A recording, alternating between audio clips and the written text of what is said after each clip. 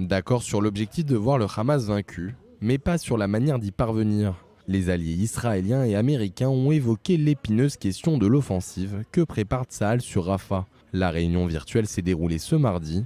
Y participaient le ministre israélien des Affaires stratégiques Ron Dermer et le conseiller à la sécurité nationale Tsari Hanegbi, qui se sont entretenus avec le secrétaire d'État américain Anthony Blinken et d'autres hauts responsables américains.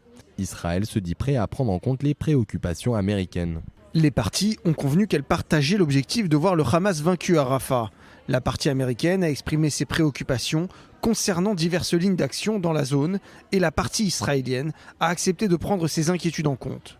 Parmi les préoccupations américaines, le sort du million de civils gazaouis se trouvant actuellement dans la ville du sud de Gaza. Washington attendrait toujours de Jérusalem un plan crédible relatif à leur évacuation.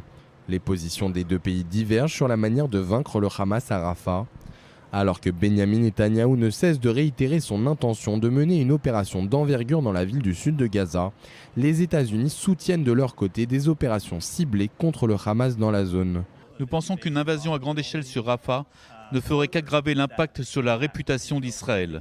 Nous allons donc leur faire valoir ce point. En fin de compte, ils sont un pays souverain et prendront leurs propres décisions.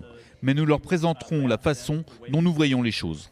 La déclaration du porte-parole du département d'État américain intervient également au lendemain du retrait israélien de l'hôpital Shifa, après un raid de 2 semaines. Vous ne devriez pas avoir évacué le Hamas d'un hôpital une fois, encore moins 2.